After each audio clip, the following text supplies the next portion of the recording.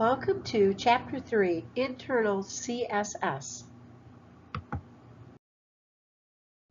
The essential outcomes for this chapter: you will be able to use CSS internal style sheets to manipulate the physical design of a web page by using CSS internal styling to style web pages, employing the universal selector to web pages, styling by using the box model for CSS, creating ID selectors for div tags and image tags, and you'll be expected to connect your key terms in the chapter with application.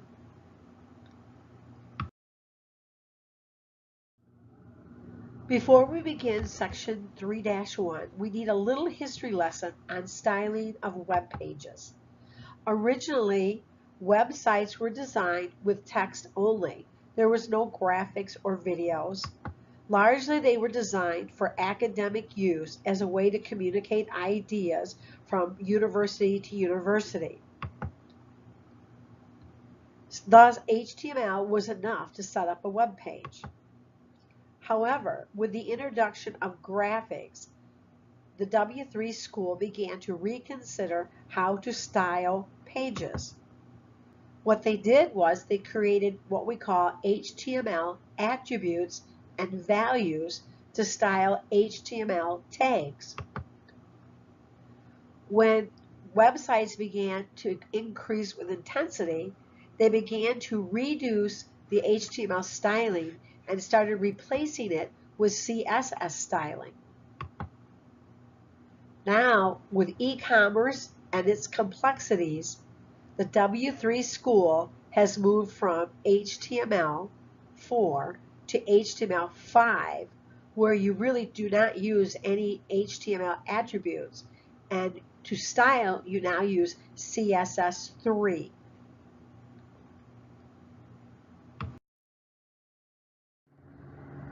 A review of inline cascading style sheets. In Chapter 2, you were taught how to use the style property and then add the values and multiple values to it. For example, we have the value for background, we have margins, font families, font size. We also know that we can not only use the header, the body tag, but also the header, and any other div tags or any HTML tags can be styled using inline CSS.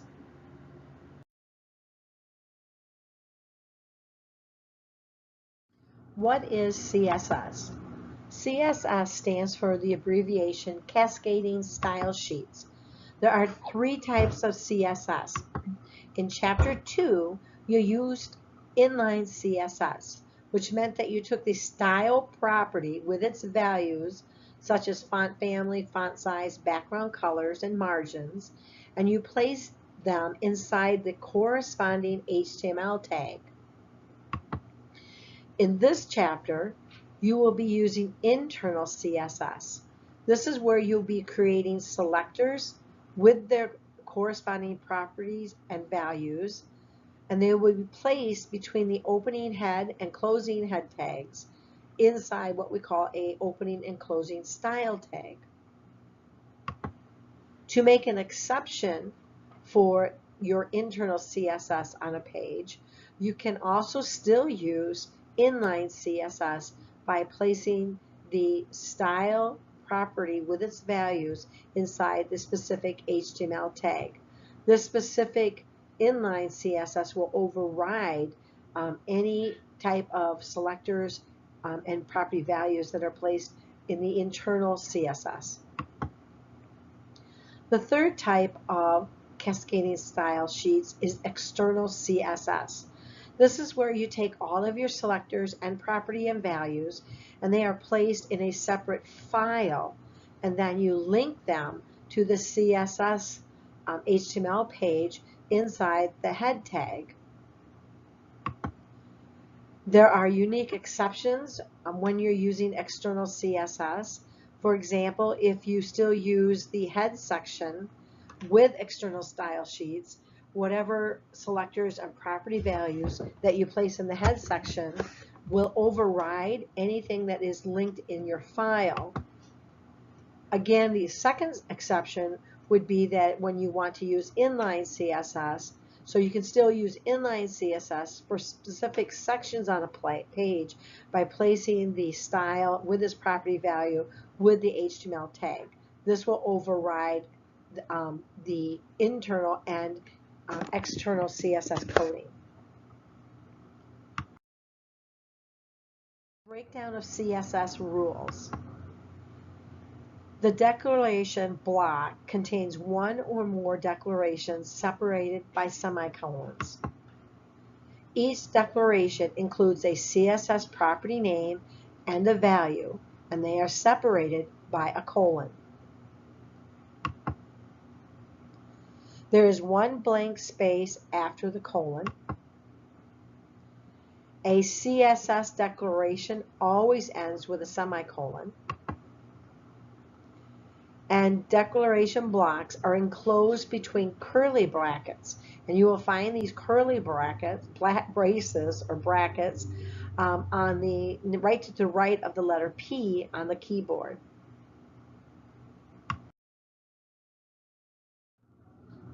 CSS rule sets versus HTML rules.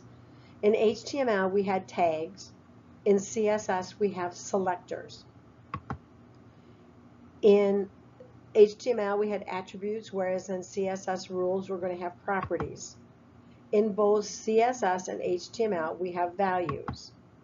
By looking at these two examples, we're going to see that the H1 tag is actually called a selector when we're writing our CSS rule. The properties will be the background color, the font family, color, text size, and the value is the actual color, the actual font family, and the actual size. Now, when we look at all four of these property values, we're going to see that they are declarations. Each line is a declaration. So looking at this example, we have 4 declarations inside this selector, H1 selector.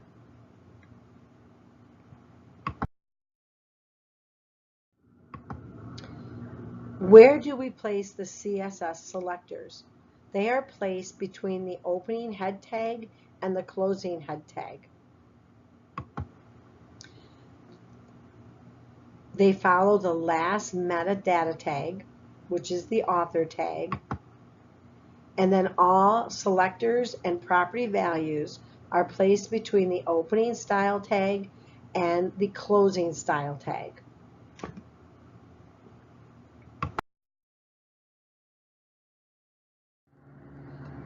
When we're writing HTML, the first thing that we need to do is to actually style that HTML tag so that the browser knows to read all of the text in CSS. So the style tag itself defines the text type. If you look at the example, our text type is going to be CSS.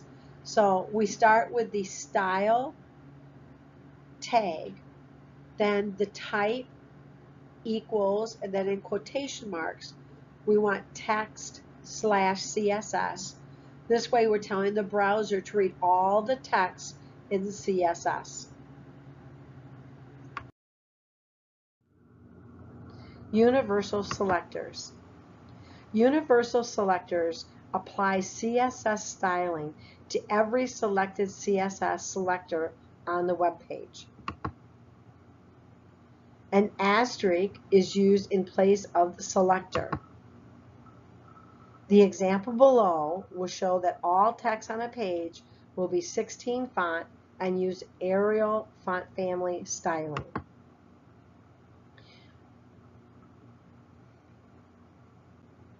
So if we look at the example on line 28, we see the asterisk, which indicates a universal selector. And we have 2 declarations on line 29 and 30. We have a font family declaration and we have a font size declaration. Notice that they are enclosed between an opening and closing curly bracket. The body selector. In the body selector, you're going to need to add your margins. Margins are set clockwise, starting with the top margin and placed inside the body selector. Looking at the example to the right, we have our body selector, followed by our opening curly bracket. We have margin dash top colon, we have a space, and then 10px semicolon. Remember that you need a space after each of the colons, and every declaration needs to end with a semicolon. So we have the top, right, bottom, and left margins set. If you notice, our top and bottom margins are the same, and our right and left margins are the same. When you have two of them that are the same, the top and the bottom, right and left, you can use a shortcut for margins. For example, if you look at the example to the right here, we have a margin set at 10 pixel followed by 150 pixel. This tells the browser, here is a shortcut. The 10 pixel will refer to the top and bottom. The 150 pixel refers to the right and left.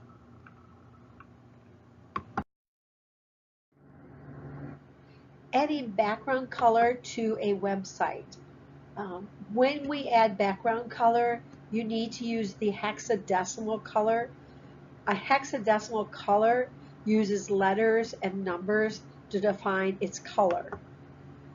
To find a hexadecimal color number, go to the class website. There are a variety of links on color that you can use. When you use the hexadecimal number, make sure it always starts with the number symbol.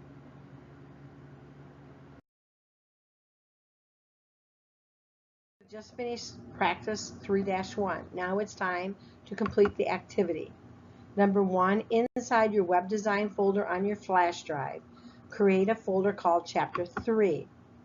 Go to your Chapter 2 folder and copy My First Web Page, the folder, and paste it inside your Chapter 3 folder. Open up the web page by using Notepad++. Resave the web page as index.html. This is important. Every opening page for a website must be saved as index.html. This defines the home page. Inside the index.html page, remove all of the property values inside the body tag, the div tags, and the heading tags. Once you've done this, continue on to the next side for your continued. Add the style tag in the head section with the CSS type property and value for text. Add a universal selector for the font on the page with at least 2 declarations. 8. Using the body selector, add the 4 margins using top and bottom set at 10 pixels and the left and right at 150 pixels. If you want, you may use the shortcut for margins. Following the margins, add a declaration that inserts background color. Use either a dark background or a light background for your web page.